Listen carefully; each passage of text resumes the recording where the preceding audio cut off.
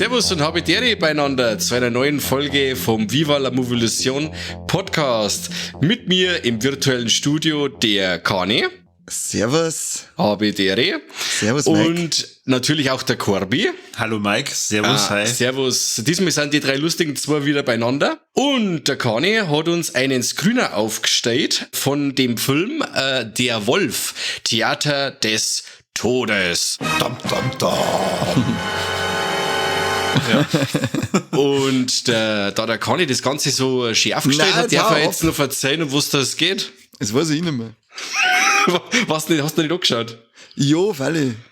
Aber was für ein Zustand. Ja, das kommt noch dazu. Erstmal müssen wir da ganz großes, fettes Merci an Lukas von die Scary Movies raushauen, weil der hat uns da empfohlen, dass wir den Screener vom Regisseur David Brückner zur Verfügung gestellt kriegen. Also Lukas, fühl dich geliebkost im Schritt von uns. Das wissen wir, dass du es magst. Und dann auch nochmal ein fettes Danke an den David, dass er uns den Screener zur Verfügung gestellt hat. Den liebkost nicht, oder was? Den kenne ich noch nicht so gut. Mir hat der Lukas hat mir gesagt, wenn ich mit denen in Kontakt tritt, dann soll ich mich mit Dickpics erst einmal zurückhalten, weil das ist vielleicht nicht ganz seins. Und mag gesagt, nicht jeder. Genau, ich hab dann gesagt, okay, finde ich ein bisschen komisch, aber wenn es so ist, dann machen wir es halt noch nicht. Schauen wir uns nur seinen Film einmal an. Das haben wir auch da. Und ja, aber dann kann man ja Luftküsse oder sowas zumindest hinwerfen. Fühl dich gedrückt, David, fühl dich gedrückt. Ja, okay, so. Auf jeden Das ist Fall. okay. Oder so ein kleiner Hack ist, so ein Cyber-Hack ist in Zeiten von Corona doch in Ordnung. Ich wollte gerade sagen, eigentlich Corona-technisch ist das uncool, die bleibt bei meinen Luftküsse. Cyber-Hack. Ich habe bei meiner Letterboxd-Bewertung ein Herzl mit abgegeben und das kriegt der David von mir. Das ist Sehr schön, sehr schön. Ja. Ah. Ja, dann habe ich jetzt erklärt, um was das geht. Dann können wir, Bitte Erklärung hier einfügen. genau, also aber bei der Wolf Theater des Todes geht's um es ist ein Slasher, deutscher Independent Slasher. Und es ist ein Theater, da soll was aufgeführt werden und da rennt er noch umeinander mit einer Wolfsmaske und Wolfskrallen und meuchelt da im Stile von der Wolf und die 7, was waren's? Schwein da? Geißlein. Meuchelt da halt dann die Leute so dahin. Das war's eigentlich mehr, da gibt's doch zur Story gar nicht zum Sagen. Genau. Ja, doch, du musst schon erklären, was mit der Emma los ist. Du kannst mich vielleicht am anschlecken. Ach, Kim, es gibt da arme Mühe. Einmal in deinem Nein. ganzen Leben gibst du jetzt mal Mühe und erklärst, was mit der armen Emma los ist. Ich weiß es doch nicht, was mit der Emma los war. Die hat doch ihren letzten Tag in dem Theater. Mein Gott, ey, du hast überhaupt nicht aufgepasst. Ist das die Emma, die vor der Kamera steht und nicht auf der Bühne, gell? Ja, Mit dem guten Spruch. ja. Da kommen eigentlich nur gute Sprüche vor in dem Film. Ah, okay, die habe ich nicht gehört. Einige. Ja, Okay. also wie die hast du gehört. Mach die Tür auf, das Frischfleisch draußen wird gammelig. Stark. Aber gut, ich hab mein Soll erfüllt, ich hab mich bedankt, ich hab die Leute selber gehackt und geliebkost und ich hab die Zusammenfassung gemacht. Also ich bin raus für heute. Gut, dann bis zum nächsten Mal, Kani. Ciao, Macht's der gut, Mike und ich servus. der Mike und ich unterhalten uns nämlich jetzt noch weiter über den Film. Richtig. Weil man muss sagen, obwohl er Independent Slasher ist, kann man doch einiges in dem Film finden. Also jetzt nicht nur coole Sprüche, die meiner Meinung nach wahrscheinlich nur besser gezogen hätten, wenn ich davor einige Bierchen gezischt hätte. Ja, ich finde, er hat irgendwas. Ja, auf jeden Fall. Was sagt ihr? Ich finde die Optik schon mal super. Also, wie ich gehört habe, Independent-Film und so und Deutsch, ich versuche da wirklich keine Vorurteile mehr zu haben. Dank am Flo vom Hardline, weil der hat wirklich immer wieder so Perlen im Petto, wo jetzt wirklich dem deutschen Genrefilm nix im Weg da mag, weil es wirklich ein paar Perlen gibt. Und dann geht der Film los, der Wolf, und die Optik gefällt mir schon mal voll. Da hat er für mich eigentlich schon mal einen ganzen Batzen gewungen, weil wir mir da keine günstige oder billige Camcorder-Optik haben oder so, ja, ihr wisst, was ich meine, so den GZSZ-Schmäh, sondern es schaut nach einem richtigen Film aus, sagen wir es so. Ja, wobei, das wäre richtig coole GZSZ-Folge gewesen. Auf jeden Fall. Vor allem stirbt einer nach dem anderen, nicht schlecht. Das war super gewesen. wenn das früher so gewesen war. Ich hab nicht viel GCS gesehen, ich kann echt nicht mitschmerzen, es tut mir leid. Ein bisschen heuer, eine Zeit habe ich schon geschaut. Ehrlich? Aber das ist schon ganz lang her. Ganz Okay, lang. nein, da bin ich raus. Ja, da laufen hauptsächlich nur so Charaktere rum wie der Wolf. Also auch mit der Maske, mit der Kralle und so, das, ja. Hört sich vielversprechend, dann scheint auch mehr eine. Wo ich auch sagen möchte, dass die Beleuchtung und so, haben wir wieder mal, beim italienischen Kino da die sagen. Also es ist oftmals auch so, wenn dann der Wolf kommt und angreift und so, dass, also der Wolf in Anführungszeichen, der Killer mit der Wolfsmaske, dann, dass die Beleuchtung dann, einen ganzen Teil von der Bildgestaltung einnimmt, und da habe ich dann des Öfteren ein paar so italienische Klassiker denken müssen. Ja, ich jetzt nicht. Also, Du Du hast doch keine italienischen Klassiker gesehen. ich habe jetzt auch gerade Tinto Brass spontan... Filme haben keine italienischen Klassiker. Ich kenn nur die vom Adriano Celentano oder wie der heißt. Die coolen Filme wie Gib dem Affen Zucker. Oh ja. Das kenne ich, ja. Der ist ja wirklich nicht schlecht. Der ist saugut. Also, wenn wir da endlich mal eine Podcast-Folge drüber machen, da warte ich eigentlich nur drauf. Ich kenne nur Gib den grünen Affenzucker von Prinz Pi, oder? Ja, genau. Kennst du Ja. auch, oder? Den kenn ich ja. Bin ich Ja, raus. wenigstens du. Ich hab gewusst, dass der Mike da jetzt halt wieder mal nichts zum Maiden hat, aber beim Corby habe ich Prinz gewusst. Prinz Pi, in welchem Märchen kommt denn der vor? Aber zurück zu dem Märchen, das wir ja eigentlich jetzt gerade behandeln. Genau. So ganz die Schlüsse habe ich nicht gleich von Anfang an ziehen können. Also natürlich sieht man dann da diese Schauspielerin, die ja dann den ersten Wolf verkörpert, die das sehr, sehr kraftvoll dann macht. Und wer hätte es gedacht, die gute junge Frau stirbt gleich am Anfang. Und sagen wir mal, bis zu den ersten Kills haben wir dann auch gedacht, wow, okay, bin gespannt, was da jetzt alles so passiert. Ich habe mir sogar gedacht, es wäre ziemlich cool, wenn das die ganze Zeit in dem Theater wäre. Und so war's auch. Weil ich muss sagen, dieser Beiname Theater des Todes habe ich erst so gegen Ende des Films dann wahrgenommen. Also ich habe schon das Theater wahrgenommen, aber ich habe jetzt auch gedacht, okay, der Wolf, der zieht jetzt da wahrscheinlich umeinander und reißt da einen nach dem anderen. Aber so war's dann nicht. Conny, du hast ja, glaube ich, jetzt als letzter von uns gesehen. Also das heißt, der Mike und ich haben jetzt natürlich ja mehrere Nächte über den Film nachdenken können. Was sagst jetzt du, nachdem du den so frisch gesehen hast, hat er die gepackt? Hättest du jetzt gesagt, oh, hätte ich mir den noch in der Nacht angeschaut, dann hätte es mir noch viel mehr gegruselt? Ja, genau das Ding wie immer. Ja, ich muss leider sagen, Der Kali denkt sich, ja, hätte ich noch gerade nicht da gesehen, hätte ich was mitgekriegt von dem Ganzen. nein, ich denke mal, ich hätte noch gerade nicht angeschaut. Nein, Wow, okay. das war ein Witz. Ich muss sagen, mir hat aber leider nicht, wie sagt man so schön im Neudeutschen, mir hat er leider nicht gecatcht.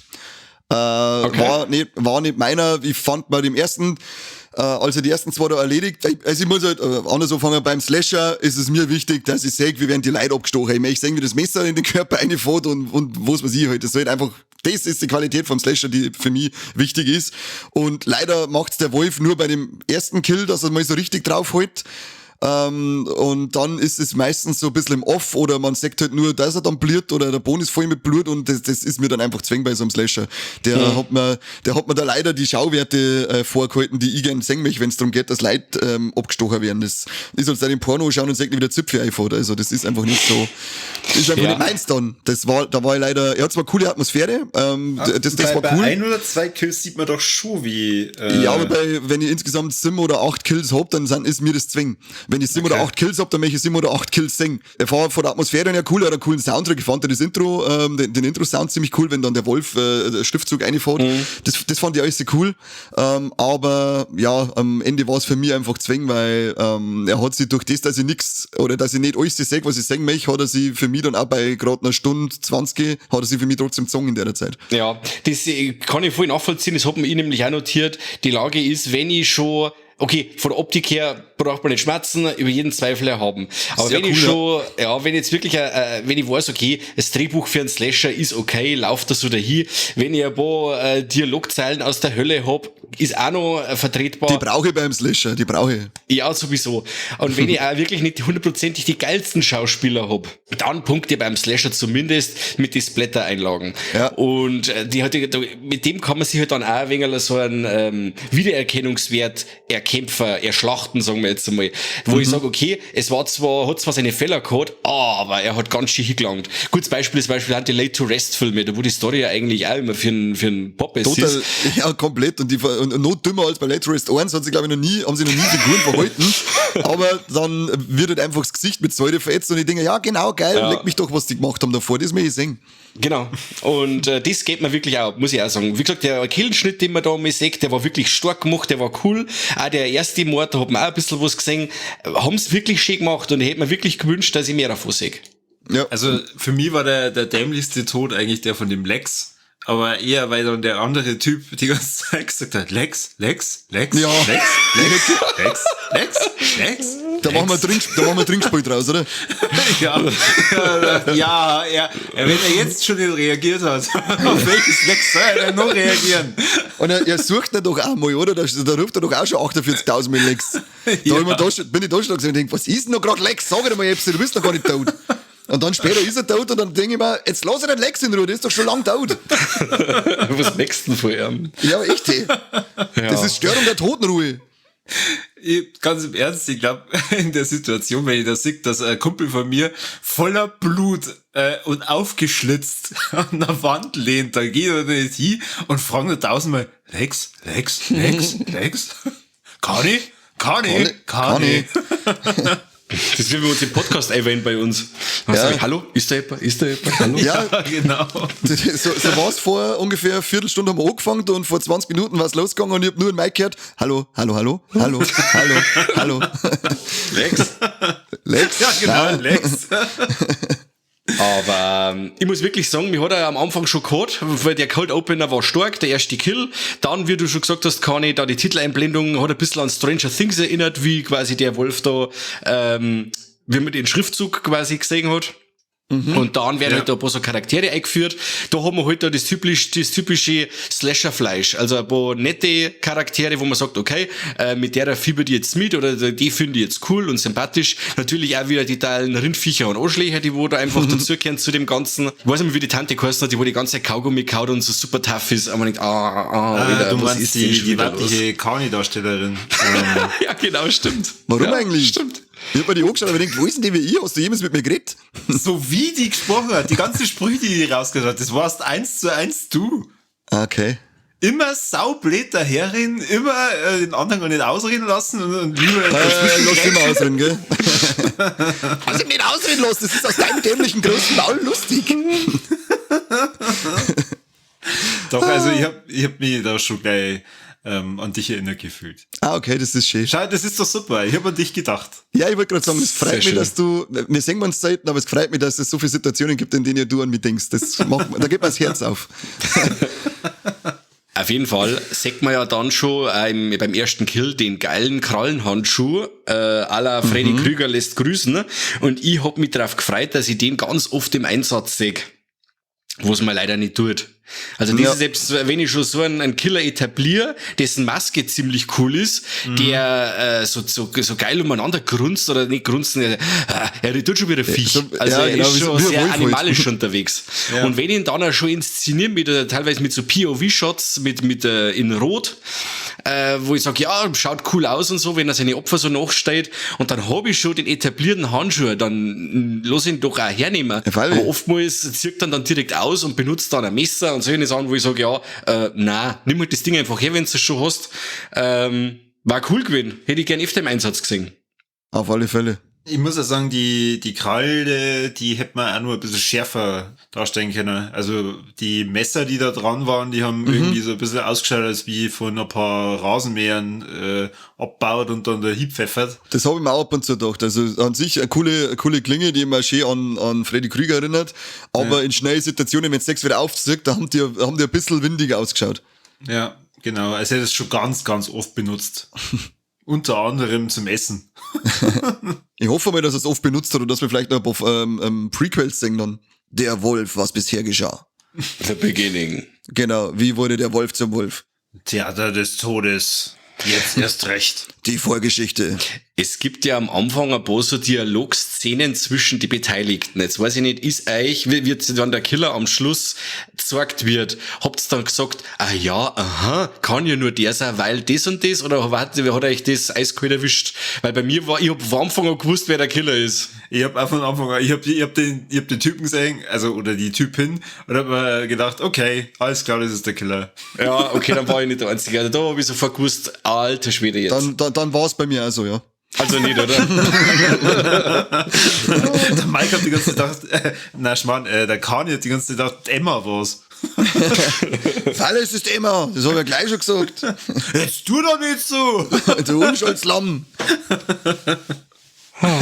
Ja, wo wir gerade bei der Emma sind, gut, dass der Kani gerade erwähnt hat, die Keanu Cleese, oder, ja doch, die spricht man ganz bestimmt so aus. Falle, du hast da noch nie einen Namen falsch ausgesprochen. Die spielt das ziemlich gut, also das ist für mich mit Abstand die beste Schauspielerin in dem ganzen Film. Das ist auf jeden Fall. Und die süßeste war die Nina. Jetzt weiß ich nicht mehr, wie die Dame in echt heißt, aber die Nina, die, ja gut, den Tod kann ich jetzt auch nicht verraten, weil das war wieder, oh, die stirbt, scheiße, jetzt habe ich gespoilert. Naja. Die Nina fand ich sehr süß, muss ich sagen. War das die junge Dame, die sie dann da in dem Theater direkt umgezogen hat? Ja, genau. Ah ja. Ja. Die mit dem russischen Akzent. Ja, genau. Ja. Sehr schön. Sehr schön, super. Sehr Conny, schön. Super. Super. Ganz dichtig hast du das jetzt erklärt, ganz patent. Ja. Kani, wer war denn dein Lieblingsschauspieler in dem Film? Mein Lieblingsschauspieler in dem Film war der Lex.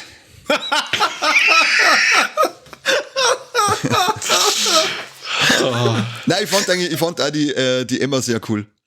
Ich fand, die ist ein cool Survivor-Girl gewesen. Ja, schon. Die hat schon überlebt, oder? Ja, die hat. Oh Mann, du Idiot.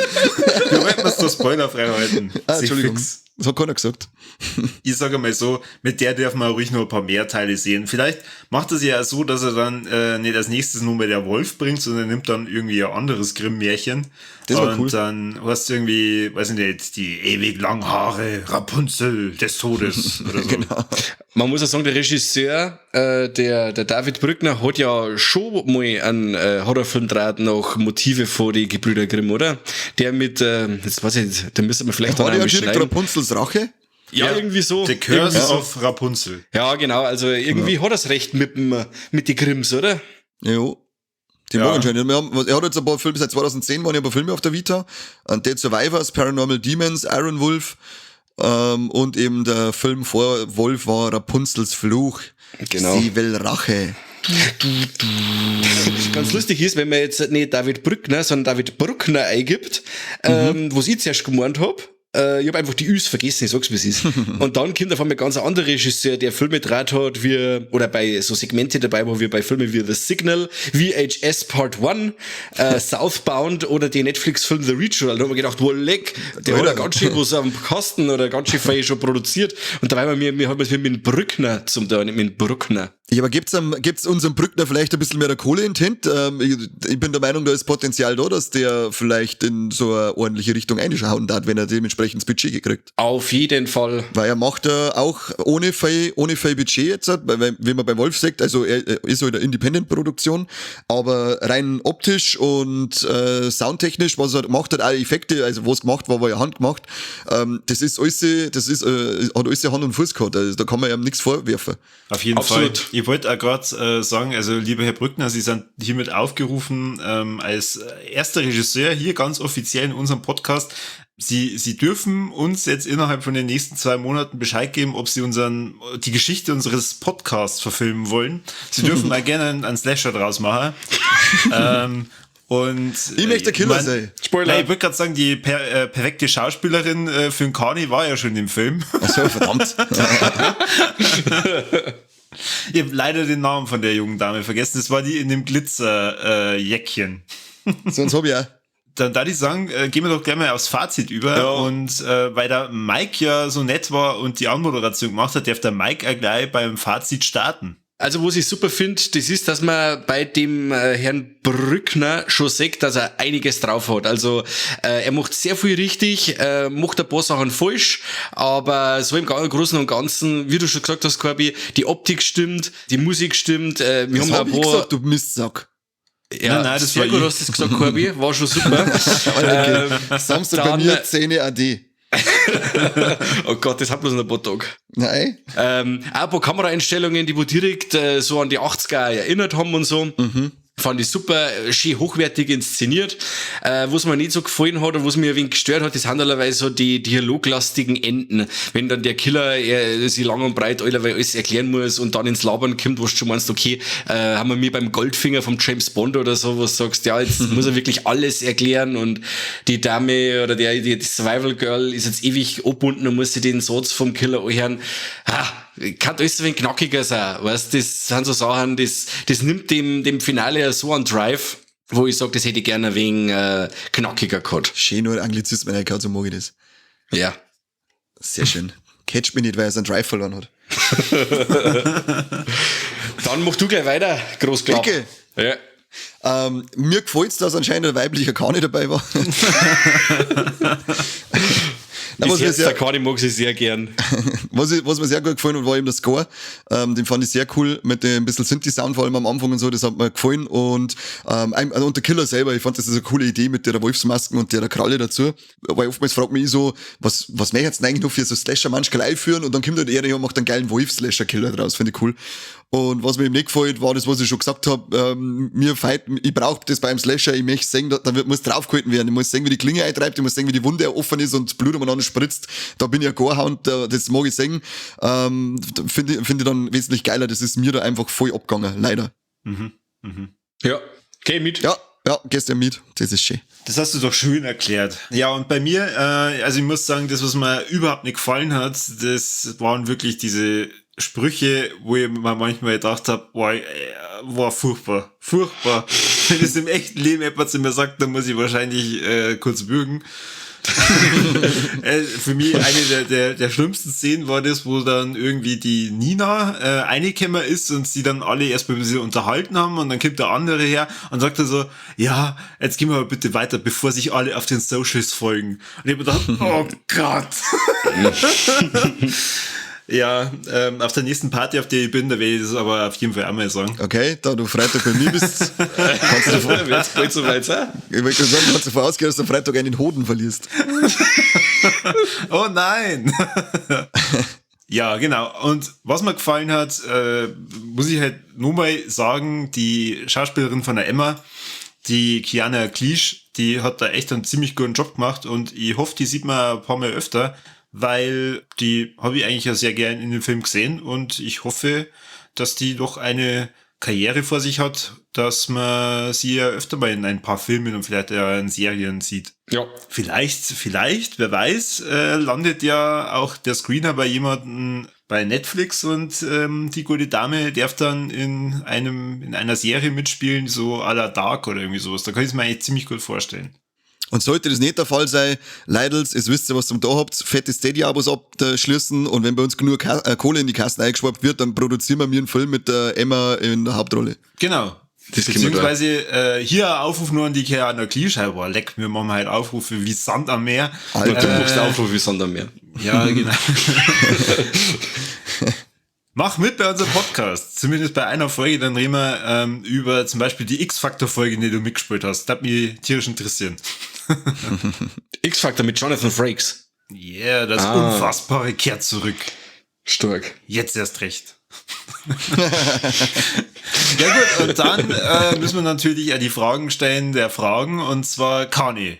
Wie schaut's aus? Gibt's in diesem Film Titten? ich hab keine gesehen. Gar keine. Auch keine eingepackten. Ja, fangen wir jetzt an, dass wir eingepackte Busen Ja, fangen wir jetzt da an. Auf welchem Niveau sind wir überhaupt unterwegs? Ihr redet doch immer keine Busen, die einpackt sind. Also bitte, das erwähne ich doch gar nicht. Komm jetzt, ich hab auch meinen Stolz, ich hab auch meinen gewissen Stolz, gell? Heute Also, hier. lieber Herr Brückner, das nächste Mal bitte besser machen. Dann, Genau. Mike. Stimmt, weil wir haben ja nämlich in einem Slasher, da müsste man nämlich mal einen Busen singen, oder zumindest Ja. ein Kohitus. Ja. Stimmt, aber nix, Ja. gell, nix. Ja. Na. Wobei, es ist ja zur Zeit noch ein großer Slasher rausgekommen, Scream 5. Und da glaube ich, gab es auch keinen Koitus und keine Titten, wenn ich mich nicht recht entsinne. Ich glaube, in keinem Scream gibt's Titten, oder? Na, stimmt, ich wollte jetzt gerade sagen, bei Scream 2 als es Step sagen, aber da dreht sie sich ja auch weg, bevor sie Brüste. Stimmt. Was ist eigentlich Scream für eine Wichserei? Dich Scream. Ich weiß nicht, da möchte aber Wes Craven allerweise so super Genre einflussreich sein und dann tut er nicht mit Leib auslassen oder Eben, halt dann kapiert er nicht, wie oder. das läuft. Ganz offensichtlich versucht sie gerade der Mike da vorzudrücken, die Frage mit den Trompeten zu beantworten. Also Mike, wie schaut's aus? Es gibt keine Trompeten. Was? Nein, Aber nein, wenn doch da ein Wolf vorkommt, dann muss es doch sicher tote Tiere geben, oder? Ah, nicht! War nicht. Verdammt! Keine neu. der Tees. Keine der Tees. David. Da müssen wir beim nächsten Teil ein wenig maunken. Genau. Zumindest ein Sideboob oder ein Underboob, das hat man schon lange oder so ein Side-Orchi oder Underorchi bei den Trompeten. Mir kann man die Nina wieder zurückbringen, die ist jetzt eigentlich noch gar nicht abgelebt und dann kann die einen Sideboob machen. Sieh. Ja. Oder ihm der Lex lässt das Spitzel auszuschauen. Also, ich würde sagen, da ist doch der Director's Cut vom Wolf jetzt gleich mal von uns noch ein bisschen besser gemacht worden. Deswegen hau den aus und dann schicken wir uns nochmal und dann können wir den dann gemeinsam besprechen. Gut, dann gebe ich zurück an den Moderator. Dankeschön. Ja. Also. Ja, ich sag Dankeschön, dass ihr dabei wart, das zwei, dass ihr mitgeschaut habt und dass wir jetzt so gut über den Wolf geredet haben. Und euch da draußen danke, dass ihr euch unsere Ergüsse angehört habt. Und ihr dürft gern Abos bei uns abschließen, Steady-Abos. Ihr dürft überall, wo wir auf alle Plattformen, wo wir sind, und wir haben also gut auf alle Plattformen, die Glocke betätigen, dürft uns überall 5 Sterne geben. Oder wenn man natürlich 10 Sterne geben kann, gibt's 10, also immer Höchstnote natürlich. Und ja, unterstützt uns, wo es geht. Schaut's bei Instagram vorbei bei uns, schaut's bei Facebook vorbei, schreibt's uns, liebt's uns. Besucht einmal scarymovies.de, weil Sowieso. der nette Lukas hat uns ja hier die Möglichkeit eröffnet, dass wir uns den Wolf anschauen und unseren Wolf schauen dabei. Das war wieder. Oleg. Oh, so. 5 Minuten Gelächter ist ausgeschnitten worden, weil wir uns nicht mehr eingekriegt haben nach dem Witz. Puh. Boah, Mann, ey, ich krieg fast keine Luft mehr. Hey, ich bin der Asthmatiker, ich darf das wieder sagen, gell? Aber schaut's bei denen auch vorbei. Haben wir coole Seiten und sind coole Typen. Auf jeden Fall. Ja, dann ist ja alles gesagt, oder? Dann ist alles Hab gesagt, ich ja. das gesagt? Ich weiß Dann nicht, was- vielen Dank fürs Zuhören und bis zum nächsten Mal beim besten Podcast der Im Theater des Todes, oder? Albtheater hat's geheißen. Albtheater.